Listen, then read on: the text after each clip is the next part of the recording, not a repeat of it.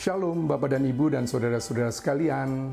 Ketemu lagi kita hari ini, hari Minggu, di mana kita bisa melakukan kebaktian lagi meskipun harus tetap dengan online ini, tetapi tidak mengurangi bagaimana kita bisa dekat dan tetap memuji dan membesarkan nama Tuhan. Minggu ini adalah minggu di mana tanggal 21 April yang lalu kita merayakan sama-sama Hari Kartini. Kami ingin mengucapkan selamat Hari Kartini untuk kaum perempuan, ibu-ibu, adik-adik, kakak-kakak, kaum perempuan. Habis gelap terbitlah terang ya, dan kita masih ingat hal itu. Dan hari ini saudara-saudara, pada waktu kita membuka, membesarkan, mengarahkan hati dan pikiran kita, GCE Worship akan sama-sama mengajak saudara dan saya untuk memuji membesarkan nama Tuhan. Dan setelah itu nanti Pastor Divya akan memberikan firman Tuhan yang kami percaya akan memberkati saudara dan saya dan kita semua di dalam kebaktian ini. Mari saudara-saudara, saya mengundang sekarang membuka hati dan pikiran kita bersama-sama. Kita nikmati, kita ikuti kebaktian pada hari ini dan Tuhan pasti memberkati kita. Puji nama Tuhan. Mari jemaat Tuhan, kita akan buka ibadah ini dan kita akan buka dengan doa. Terima kasih ya Aba Bapa, terima kasih untuk hari ini Tuhan, di mana Tuhan teramat sangat baik untuk kehidupan kami. Tidak ada satupun yang terlewati dalam kehidupan kami Tuhan, terlewat berkat-Mu. Oleh karena itu Bapa, biarkanlah hari ini kami bisa memuji dan menyembah Tuhan dimanapun kami berada, karena kami percaya kehidupan kami adalah tentang penyembahan. Oleh karena itu datanglah kerajaan-Mu, jadilah kehendak-Mu di bumi seperti di surga. Dan kami percaya Tuhan pada saat kami menyembah Tuhan, lawatan-Mu hadir, sehingga yang sakit pasti disembuhkan, terbeban lepaskan. Dan kami percaya setiap masalah kami akan berlalu, tetapi kasih setia-Mu tetap sampai selamanya. Terima kasih Bapa, di dalam nama Bapa, Putra, Roh Kudus, kami siap beribadah dan menyembah Tuhan. Haleluya, amin.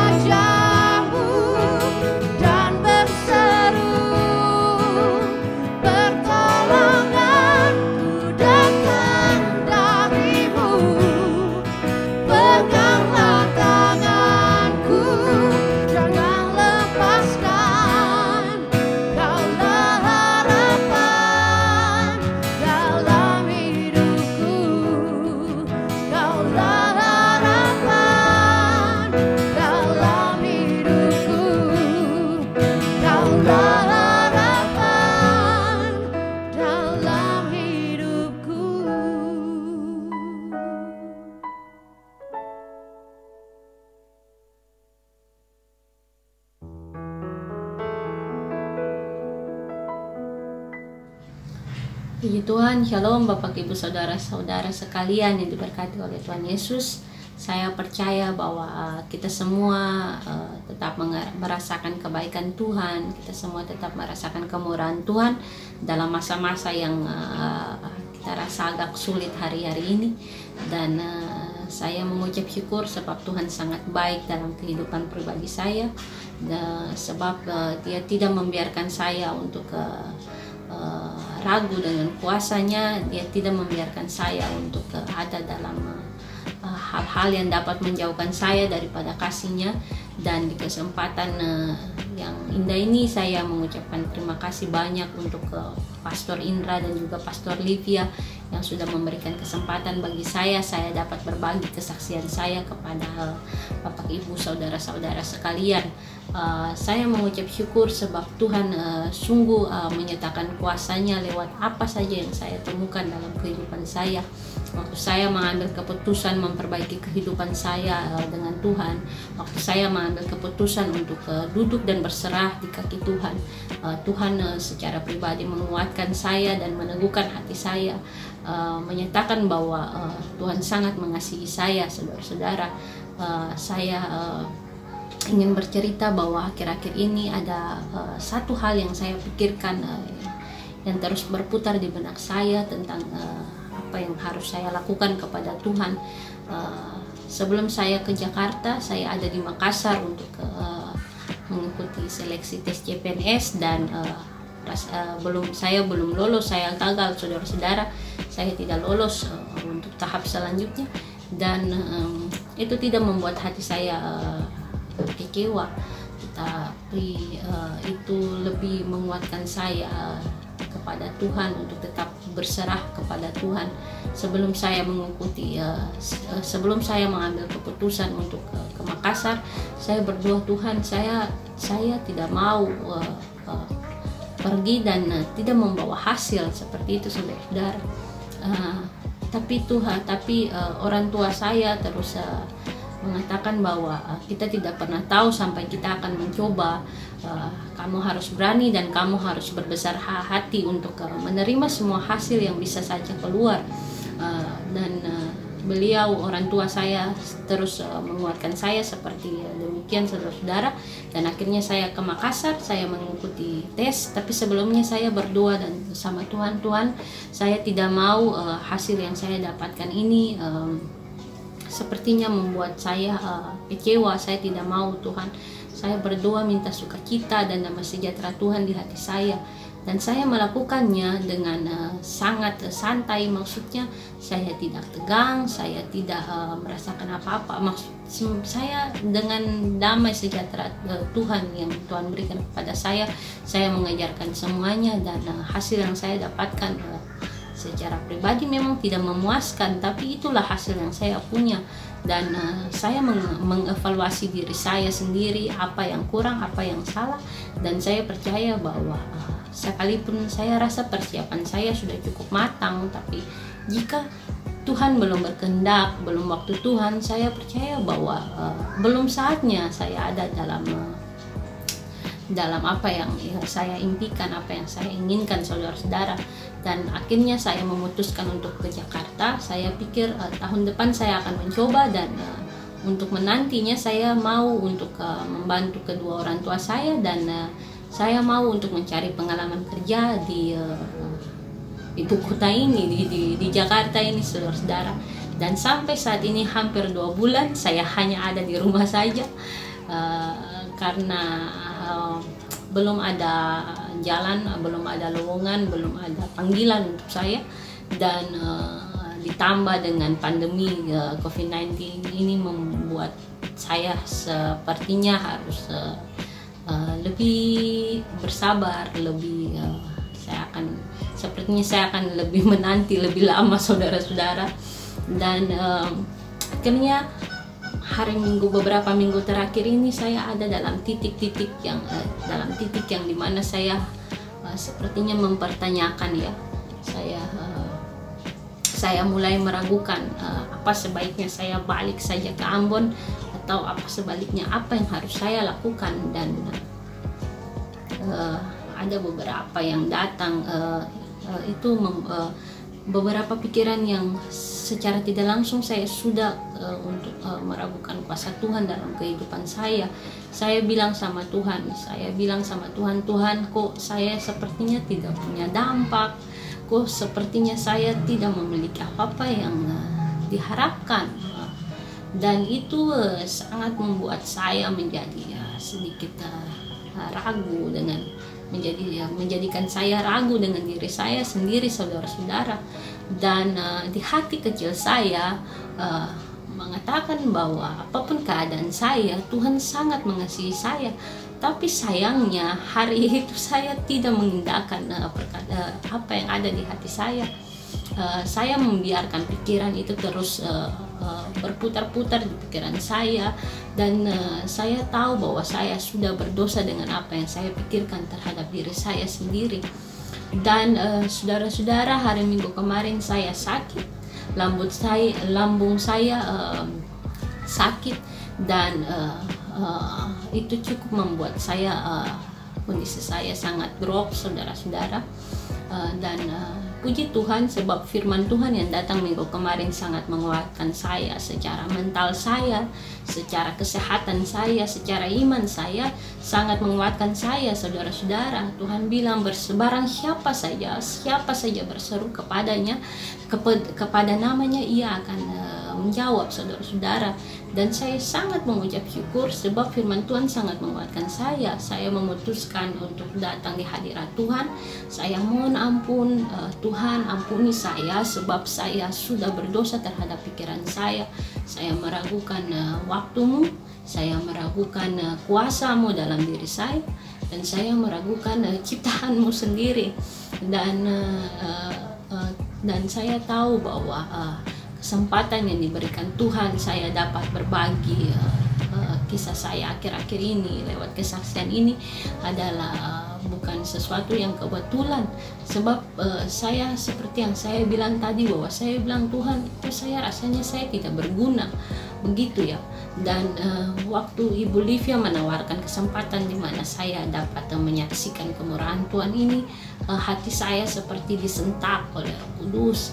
Sebab Tuhan seperti langsung bilang kepada saya bahwa, Emma, kamu lihat saya bisa pakai apa saja untuk menunjukkan kepada diri saya. Tuhan bisa memakai apa saja untuk menunjukkan kepada diri saya bahwa saya berharga, bahwa apapun kekurangan saya, Tuhan menolong saya. Tuhan sangat mencintai dan mengasihi saya. Dan oleh sebab itu saya sangat mengucap syukur karena Tuhan sangat baik, saudara-saudara. Waktu Ibu Livia menawarkan, saya langsung bilang boleh, tapi saya malu. Tapi Tuhan, saya tahu bahwa jika saya terus memikirkan kelemahan-kelemahan saya, itu tidak akan membuat saya maju, itu tidak akan membuat saya melangkah. Akhirnya saya memutuskan untuk saya mau untuk bersaksi, sebab Tuhan sudah menolong saya lewat kesempatan yang diberikan kepada saya. Saya tahu bahwa Tuhan dapat membuat segala hal, Tuhan dapat membuat apapun dalam kehidupan kita untuk menunjukkan kasih setianya dalam kehidupan pribadi kita masing-masing, saudara-saudara. Dan saya percaya bahwa rencana Tuhan, waktu Tuhan adalah waktu yang tepat, dan rencana Tuhan adalah rencana yang tidak kita pikirkan. Dan satu yang waktu saya menyerahkan semuanya, waktu saya minta ampun secara pribadi kepada Tuhan, satu yang saya bilang, Tuhan, suka-suka Tuhan, saya mau dapat kerja ataupun saya tidak melakukan apa-apa, ataupun apapun yang akan saya lakukan, apapun yang akan Tuhan berikan kepada saya bilang suka-sukanya Tuhan. Dan saya percaya bahwa di dalam kelemahan kita, di dalam keterpurukan kita, Roh Kudus menguatkan kita, Roh Kudus terus mendampingi kita. Sebab Tuhan Allah yang sangat mengasihi setiap kehidupan kita, saudara-saudara. Dan saya mengucap syukur sekali lagi untuk kesempatan ini yang diberikan kepada saya. ada banyak hal yang saya alami dan tidak seharusnya hanya cuman karena satu hal saja saya mulai meragukan kuasa Tuhan. Saya merasa saya bilang kepada diri saya sendiri itu hal yang konyol yang tidak seharusnya saya pikirkan akhir-akhir ini. Dan saya mengucap syukur dan saya berharap bahwa kita semua anak-anak Tuhan, kita semua orang-orang yang percaya tetap berserah kepadanya dalam situasi yang seakan tidak ada harapan. Sebab Tuhan yang kita sembah adalah harapan itu sendiri. Tuhan yang kita sembah adalah kasih itu sendiri. Dia menguatkan kita, memberi kita pertolongan pada waktunya, dan memberikan kita kesembuhan, dan memberikan kita kesempatan untuk terus menyatakan kemurahan Tuhan dalam kehidupan kita. Saya berharap bahwa kesaksian saya yang singkat ini dapat memberkati Bapak Ibu Saudara-saudara sekalian dimanapun kita berada, dan kita tetap percaya dalam keadaan apapun. Semoga Tuhan tolong kita, mampukan kita agar kita tetap percaya dan berserah kepada Tuhan. Terima kasih untuk kesempatannya, dan semoga Tuhan memberkati kita semua. Shalom.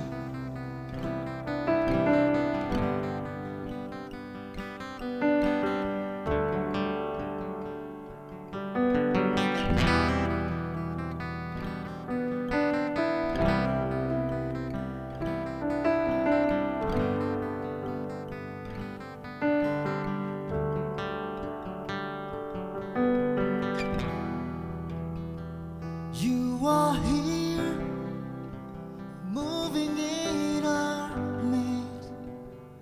I worship you, I worship you. You are here, walking in this place. I worship you, I worship you. Waymaker, miracle worker, promise keeper, light in the darkness. My God, that is who you are. Waymaker, miracle worker, promise keeper, light in the darkness. My God, that is who you are. You are here, touching every heart. I worship you, I worship you. You are here, healing every heart. I worship you, I worship you. Waymaker, miracle worker, promise keeper, light in the darkness. My God, that is who you are. Yes, you are. Waymaker, miracle worker, promise keeper, light in the darkness. My God, that is who you are. Waymaker, waymaker, miracle worker, promise keeper, light in the darkness. My God, that is who you are. Let's worship Him. Sing waymaker, waymaker, miracle worker, promise keeper, light in the darkness. My God, that is who you are. Even when I don't see it, even when I don't see it, you're working. Even when I don't feel it, you're working. You never stop, you never stop working. You never stop, you never stop working. Even when I don't feel it, you're working. Even when I don't feel it, you're working. You never stop, you never stop working. You never stop, you never stop working. Even when I don't feel it, you're working. Even when I don't feel it, you're working. You never stop, you never stop working. You never stop, you never stop working. Even when I don't feel it, you're working. Even when I don't feel it, you're working. You never stop, you never stop working.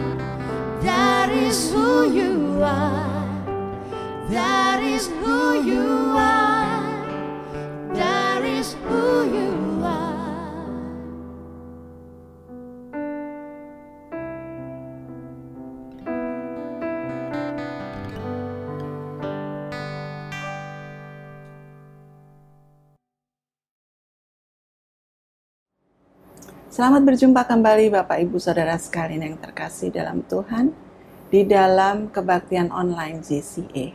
Kita sudah baru saja memperingati hari kelahiran Ibu kita Kartini beberapa hari yang lalu. Kartini ini adalah seseorang wanita yang hidup di abad ke-18 yang beliau ini ide-idenya ya, buah pikirannya itu sudah melampaui zamannya. Dan dia tuangkan dalam surat-surat yang dikirimkan kepada sahabatnya di Belanda. Dan inti dari surat-suratnya ini adalah bahwa dia ingin agar wanita Indonesia ini merdeka. Merdeka dalam pendidikan, merdeka dalam berpendapat, dalam kehidupannya sehari-hari. Kita juga punya seorang tokoh lain yang juga ingin memerdekakan, tetapi tidak hanya perempuan, tetapi laki-laki, besar kecil, tua muda, semuanya ingin dimerdekakannya. Dan bukan saja di Indonesia saja, tetapi di seluruh dunia. Dia ingin memerdekakan seluruh umat manusia di seluruh dunia. Namanya Yesus. Yesus ini baru saja kita peringati kebangkitannya. Jadi dia mati di kayu salib untuk menebus segala dosa dan kesalahan seluruh umat manusia di dunia. Dan dia pada hari ketiga dia bangkit dari mati, dia mengalahkan maut. Dan selama 40 hari di dalam sesudah kebangkitannya itu, dia bertemu dengan banyak orang. Pasti dengan murid-muridnya dan juga 500 orang lainnya. Jadi banyak sekali saksi-saksi hidup yang bisa membuktikan bahwa Yesus benar-benar bangkit dari mati. Setelah bangkit itu, kemudian Yesus naik ke surga dan meninggalkan para murid-muridnya. Kemudian murid-muridnya ini, salah satunya adalah Petrus, dia ini mulai berkhotbah di mana-mana menceritakan tentang Yesus. Salah satunya kita akan baca dari Kisah Para Rasul 2 ayat 36 hingga 41. Kisah Para Rasul 2 ayat 36 hingga 41, demikian firman Tuhan. Jadi seluruh kaum Israel harus tahu dengan pasti bahwa Allah yang telah membuat Yesus yang telah kamu salibkan itu menjadi Tuhan dan Kristus. Ketika mereka mendengar hal itu, hati mereka sangat terharu, lalu mereka bertanya kepada Petrus dan rasul-rasul yang lain, "Apakah yang harus kami perbuat, saudara-saudara?" Jawab Petrus kepada mereka, "Bertobatlah dan hendaklah kamu masing-masing memberi dirimu dibaptis dalam nama Yesus Kristus untuk pengampunan dosamu, maka kamu akan menerima karunia Roh Kudus. Sebab bagi kamulah janji itu dan bagi anak-anakmu dan bagi orang yang masih jauh, yaitu sebanyak yang akan dipanggil oleh Tuhan Allah kita." Dan dengan banyak perkataan lain lagi, ia memberi suatu kesaksian yang sungguh-sungguh dan ia mengecam dan menasehati mereka, katanya, "Berikanlah dirimu diselamatkan dari angkatan yang jahat ini." Orang-orang yang menerima perkataannya itu memberi diri mereka dibaptis, dan pada hari itu jumlah mereka bertambah kira-kira 3.000 jiwa. Mari kita berdoa. Bapa Surgawi, terima kasih Tuhan untuk firman-Mu yang baru saja kami baca. Tuhan, kami mau belajar Tuhan tentang firman-Mu. Kami mau belajar apa yang Engkau kehendaki dalam kehidupan kami. Dan biarlah Tuhan kami boleh mengerti, kami boleh menerapkannya Tuhan dalam kehidupan kami sehari-hari. Sehingga kehidupan kami hanyalah untuk memuliakan nama-Mu. Di dalam nama Yesus kami berdoa. Amin. Kalau kita baca firman yang tadi itu, tentu kita banyak orang bertanya-tanya ya. Apa ini benar Petrus yang sama yang juga mengkhianati Yesus sampai 3 kali? Dia menyangkal Yesus sampai 3 kali. Kita ingat ceritanya bahwa ketika Yesus ditangkap oleh tentara Romawi, kemudian semua murid-muridnya ini ketakutan kan? Aduh, jangan-jangan kita juga nih bakalan ditangkap juga gitu ya. Nah, Petrus ini juga demikian, dia ketakutan sampai pada satu saat itu ada orang yang, "Oh, jangan-jangan kamu nih, kamu sama deh sama yang itu, apa logat kamu?" "Enggak, aku enggak kenal dia." Itu sampai 3 kali Bapak Ibu. Jadi bayangkan, dia ini 3 tahun dia bersama-sama dengan Yesus, melayani bersama, makan bersama, bercengkerama bersama. kemudian melayani orang-orang lain bersama, dia melihat mujizat-mujizat yang dilakukan Yesus, tapi kok bisa-bisanya gitu ya, dia menyangkal Yesus. Tapi kalau kita kenal Petrus, saudara ya, Petrus ini orangnya ini spontan gitu ya, dia tuh impulsif gitu. Pasti Bapak Ibu Saudara kenal deh dalam kehidupan sehari-hari, apakah itu teman, apakah itu saudara, apakah itu siapa gitu ya, pasangan saudara mungkin ya.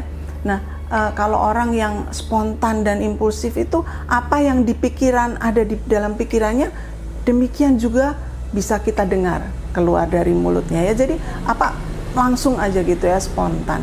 Nah, Petrus ini juga gitu. Kalau kita ingat ceritanya, dia ini waktu Yesus ditangkap, dia langsung murid-muridnya ketakutan, dia langsung dengan tanpa ini dia menghunus pedang, kemudian dipotonglah telinga dari salah satu tentara itu. Kemudian Yesus menyembuhkannya kembali. Lalu ada contoh lagi di mana ketika waktu itu mereka di tengah lautan ya, di atas kapal, di atas perahu, mereka mancing. Kemudian mereka melihat Yesus berjalan di atas air. Muridnya yang lain, oh ya heran sih, mereka heran. Tapi Petrus ditambah heran, langsung dia ikut juga. Oh, aku juga mau jalan di atas air. Aku mau menyambut guruku. Jadi dia tuh spontan begitu. Sesudah, loh, kok jalan di atas air, baru dia langsung jatuh ya. Jadi spontan, semua spontan. Dan Yesus pasti tahu lah ya sifat-sifatnya Petrus ini. Jadi waktu itu dia tanya, waktu itu namanya masih Simon ya, dia bilang, Simon, apakah engkau mengasihiku? Langsung nggak pakai pikir, dia, ya iyalah pastilah aku mengasihimu Yesus ya. Sampai 3 kali ditanya tentang hal itu ya, tapi jawabnya udah nggak pakai mikir, pokoknya iya pasti gitu ya. Jadi Petrus ini orangnya itu begitu ya, spontan, impulsif. Jadi kalau dia pada waktu itu saking dari ketakutannya, saking ketakutan mau ditangkap, begitu ada orang yang menjebak dia, kalau oh kamu salah satu dari orang yang dari Galilea itu ya, oh langsung dia spontan, langsung dia jawab, bukan saya, aku sama sekali aku nggak kenal. Nah, sekarang kita lanjutkan ketika Yesus sudah bangkit itu ya. Kemudian Petrus ini bersama-sama teman-temannya yang nelayan itu, mereka kembali kepada profesinya yang lama, mereka menangkap ikan. Kemudian ketika di tengah-tengah menangkap ikan itu kok nggak dapat gitu ya, padahal mereka ini kan ahli, mereka kan profesinya memang penangkap ikan begitu ya, tapi kok semalam-malaman, sehari semalam tuh nggak dapat ikan. Kemudian ada orang dari kejauhan mengatakan, lempar jalannya ke sebelah kanan, katanya. Sebelah kanan, biasanya kan kiri yang banyak, gimana tuh. Ini kan kita pengalaman gitu ya, Petrus tuh tapi kok kanan, ya udahlah ikutin aja. Ternyata ikannya itu banyak banget, saudara-saudara, banyak sampai dikatakan di dalam Alkitab itu perahunya sampai nggak muat. Nah, sesudah itu baru Petrus, oh itu ternyata adalah sang guru. Dan itu Petrus langsung berlari, dan kemudian saudara tahu apa yang dilakukan oleh Yesus? Yesus itu menampakkan diri kepada orang-orang lain dengan ceritanya sendiri-sendiri. Ada orang yang ketemu mereka di jalan di Emmaus, tapi dengan Petrus ini khusus. Dia menemuinya ketika dia menangkap ikan, profesinya, dan kemudian dia juga dimasakkan oleh Yesus. Yesus itu kurang mengampuni bagaimana lagi. Sementara Petrus yang menyangkal dia, berdosa kepada dia, kalau boleh dibilang tuh menusuk Yesus dari belakang ya. Tapi Yesus dengan segala kelapangan dada, dengan segala anugerahnya itu, dia mengampuni Petrus dengan cara memasakkan ikan dan makan bersama-sama. Itu adalah satu pengampunan yang indah sekali. Jadi pengampunan Yesus itu begitu indah di dalam diri Petrus. Dan dalam pengampunan itu kemudian Petrus jadi berubah sama sekali. Petrus yang tadinya memang spontan, tapi ketakutan dan lain sebagainya. Dan sekarang setelah dia diampuni, setelah dia bertobat, dia kemudian mengabarkan tentang Yesus itu dengan berapi-api, dan Roh Kudus menyertainya, dan 3.000 orang diselamatkan secara sedemikian saja. Bapak, Ibu, Saudara, berapa kali kita pernah gagal? seperti Petrus. Saya apalagi, sering saya gagal. Sering saya melakukan kesalahan, sering saya melakukan hal-hal yang kemudian saya sesali, keputusan-keputusan yang kemudian saya sesali. Tapi saya tahu kalau saya bertobat, Tuhan pasti mengampuni. Sering kita gagal ya. Saya apalagi, saya sering gagal, saya sering melakukan kesalahan yang kemudian saya sesali, keputusan-keputusan buruk yang kemudian saya sesali. Dan pasti saudara-saudara juga sering melakukan kesalahan. Tapi kita harus tetap ingat bahwa kalau kita bertobat, Tuhan akan selalu menyediakan pengampunan itu. Dan pengampunan itu akan menyebabkan kita seperti Petrus, kita bisa berbalik, benar-benar bisa bertobat dan bisa berubah, seluruh kehidupan kita bisa berubah. Bapak Ibu, di dalam pertobatan itu apa sih? Apa sih yang kita bisa mengerti dari pertobatan itu ya? Kalau di dalam firman Tuhan, pertobatan itu adalah benar-benar kita meninggalkan dosa, kita benar-benar berbalik dari dosa, kita tinggalkan dan kita kemudian beralih kepada kehidupan yang baru. Kehidupan yang lama sudah berlalu, kehidupan baru kembali datang di dalam 2 Korintus. Bapak Ibu Saudara, perubahan gaya hidup itu sebenarnya sangat mudah kita terapkan pada saat seperti sekarang ini ya. Menghadapi coronavirus 19 ini, kita bisa benar-benar tinggal di rumah, kita punya banyak waktu untuk bersama-sama dengan Tuhan, merenungkan firman-Nya, kita baca firman-Nya, kita berdoa setiap hari, kita baca-baca, kita ngobrol dengan Tuhan, sehingga benar-benar kita bisa mengetahui apa sih kehendak Tuhan di dalam kehidupan kita sehari-hari. Apa sih firman-firman Tuhan yang harusnya kita ikuti selama ini. Kalau yang dulu kita kan sibuk, kita banyak tuntutan-tuntutan kehidupan yang harus kita penuhi ya, apalagi kalau kita hidup di kota besar seperti Jakarta. Kita sibuk, kita macet ya dan lain sebagainya. Tapi kalau seperti sekarang ini kita bisa lebih tenang dan lebih mendekatkan diri kepada Tuhan. Dan kalau kita melihat segala situasi ya, kita melihat segala apa yang terjadi sekarang ini, semua tuh kayak terbalik semua gitu ya. Yang tadinya kalau kita saling mengasihi, kita bisa berdekatan, bisa bergandengan tangan, bisa saling merangkul atau apa. Tapi sekarang justru kalau kita sayang, justru kita harus berjauhan. Demikian juga kalau dulu kalau kita menghormati orang tua kan kita mengunjungi mereka, kita datang ke rumah mereka, bawa bingkisan dan lain sebagainya. Tapi sekarang justru kita kalau kita mau menunjukkan kasih sayang kita kepada mereka, kita justru jangan mengunjungi mereka. Jadi semuanya tuh kayak terbalik-balik semua gitu ya. Jadi kalau ada orang yang OCD itu ya seperti saya gitu ya, jadi bingung gini nih, apa yang tertata rapi, yang tadinya udah begini begitu terus semuanya jadi berantakan gitu ya. Nah kalau kita nggak punya pegangan, kita nggak punya Yesus di dalam hati kita, kita pasti bingung, kita pasti keadaan jiwa kita jadi tidak seimbang. Nah satu-satunya tempat di mana kita bisa berteduh, di mana kita bisa datang dan bisa mendapatkan damai sejahtera itu hanyalah Tuhan Yesus. Jadi kita pada saat ini tuh benar-benar saat yang paling tepat untuk mendekatkan diri kepada Tuhan. Di samping mendekatkan diri kepada Tuhan, kita juga baca firman-Nya, bukan, kita pelajari firman-Nya. Jadi di samping kita berdoa dan membaca Alkitab, kita juga dituntut untuk berkomunikasi dengan sesama kita, sesama orang-orang percaya. Jadi kita sebagai makhluk sosial, kita perlu untuk saling mendukung, kita perlu untuk saling mendoakan, kita perlu untuk saling bertegur sapa. Jadi meskipun kita di rumah saja, meskipun kita tidak bertemu, kita bisa telepon, kita bisa texting, kita bisa Zoom ya dan lain sebagainya. Jadi kita harus tetap berkomunikasi dengan orang-orang percaya yang lain. Jadi selain kita juga harus vertikal hubungannya, tapi juga harus horizontal. Jadi kedua-duanya itu perlu untuk kesehatan mental dan jiwa kita. Kita akan mendengar satu kesaksian dari seseorang yang dulunya dia menjadi seorang pengedar obat bius. Pokoknya kehidupannya udah gak jelas, tapi kemudian dia bertemu dengan Yesus dan kehidupannya diubahkan. Kita dengarkan bersama-sama.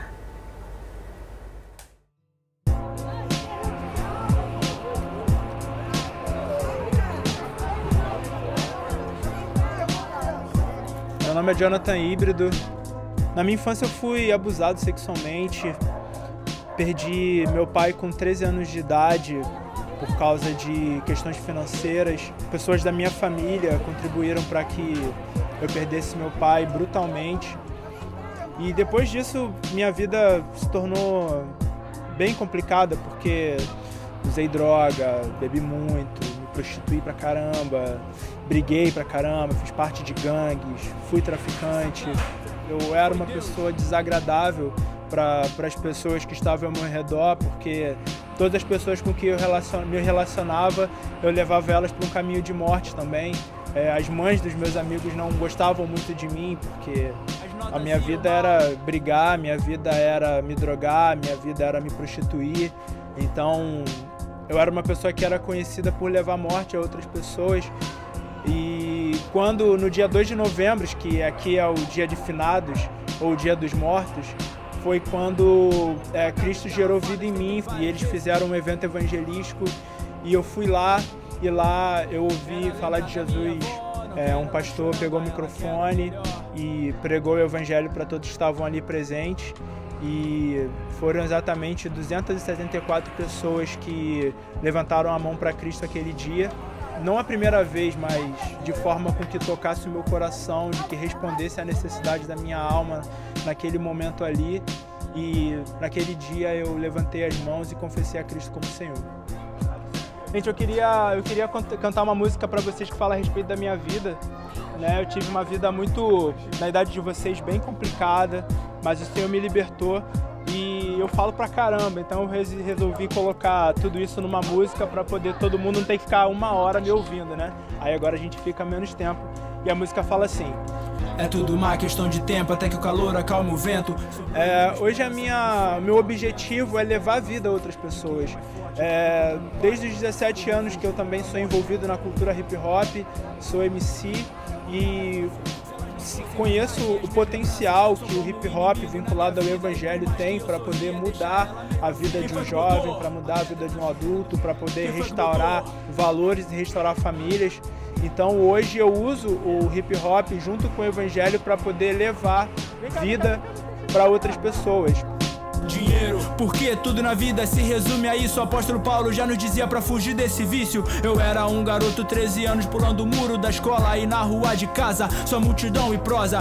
Ser um referencial de vida, ser um referencial de pessoas que têm um coração quebrantado pelo evangelho, de pessoas que têm uma vida transformadas e que as pessoas que não têm esses valores dentro de si, que não têm esses valores no meio que elas vivem, elas podem olhar para a minha vida e encontrar em Cristo nela, encontrar esperança, né, através da transformação pelo Evangelho. Então eu tento com a minha música e com a minha vida poder proporcionar isso, transformação, caráter e valores para quem não tem. Com suor no meu rosto, o corpo muito cansado, o pastor fez o apelo, eu estava encorajado a mudar, porque não aguentava mais chorar. Não sei se é a última chance, mas vou abraçar. Já tinha provado de tudo, mas não foi o bastante. Coloquei Jesus na boca e mastiguei um instante. Ele mudou minha vida, trouxe tudo de volta, 1000 motivos pra sorrir e me fez a proposta. Só que acabou aquele momento ali, todo mundo voltou para casa e tudo mais. E no dia seguinte, o pastor que estava plantando a igreja aqui no Rio, ele foi procurar a casa e ele foi procurar justamente na minha rua, procurar uma casa para ele se mudar.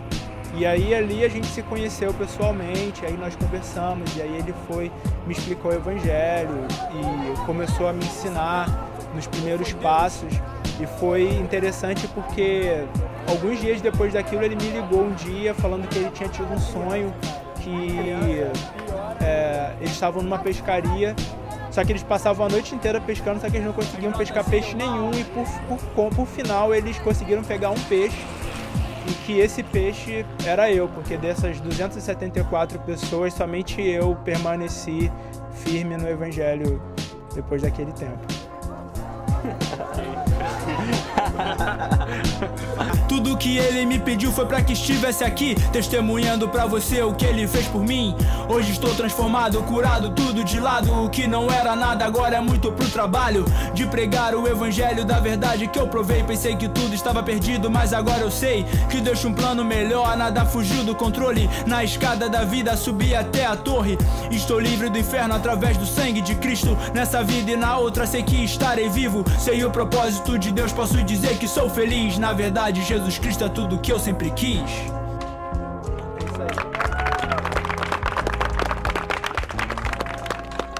Obrigado. Eu espero que, da mesma forma que eu conheci o Evangelho através de Jesus Cristo, da mesma forma que eu tive uma vida nova, renovada por Ele, eu abençoo a vida de vocês, a vida de cada um aqui com essa mesma unção, com essa mesma graça, com essa mesma glória que foi derramada sobre a minha vida, que seja transformada, que seja derramada sobre a vida de vocês também. E que vocês não só tenham uma experiência com Deus, mas que vocês possam ter na sua boca a palavra de vida, a palavra transformadora para curar e libertar outras pessoas também. Deus abençoe.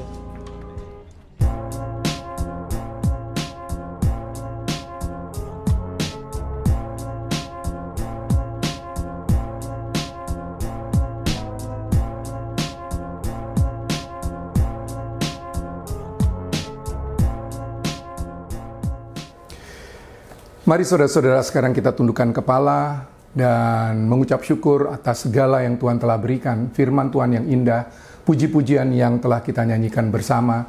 Dan sebelum nanti saudara-saudara akan mengikuti atau melakukan apapun yang saudara akan lakukan bersama dengan keluarga di rumah, terimalah juga berkat Tuhan. Bapa kami yang dalam sorga, terima kasih. Kasih karunia-Mu senantiasa menyertai kami. Dan hari ini kami boleh kembali bersama-sama dengan keluarga, menikmati hadirat-Mu melalui puji-pujian yang telah kami nyanyikan, penyembahan yang telah kami naikkan kepadamu, firman Tuhan yang telah membuka hati kami, yang telah mengingatkan kami akan kasih karunia-Mu, akan pengampunan, akan bagaimana kami boleh hidup di dalam anugerah besar yang telah Engkau berikan, dan kami boleh menjadi orang-orang yang setiap hari dibaharui dengan kebaikan yang daripadamu. Terima kasih Tuhan kalau kami boleh bersama-sama dengan keluarga dan seluruh handai tolan menikmati berkat yang daripadamu. Sebelum kami akan melakukan segalanya, Tuhan, kiranya Engkau terus menyertai kami.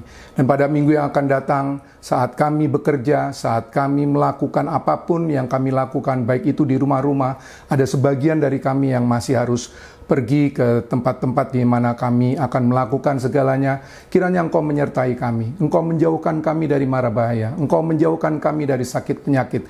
Menjauhkan kami dari dipermalukan orang, ya Tuhan. Terima kasih untuk kasih-Mu yang luar biasa. Bapak dan Ibu dan saudara-saudara sekalian, terimalah berkat yang daripada Tuhan. Semoga Allah sumber pengharapan memenuhi kamu dengan segala sukacita dan damai sejahtera dalam iman kamu, supaya oleh kekuatan Roh Kudus kamu berlimpah-limpah dalam pengharapan. Kiranya kasih karunia Allah Bapa di sorga, cinta kasih Yesus Kristus, dan kuasa Roh Kudus menyertai saudara dan saya dari hari ini sampai selama-lamanya. Amin. Segala puji, segala hormat, segenap hatiku menyembah-Mu.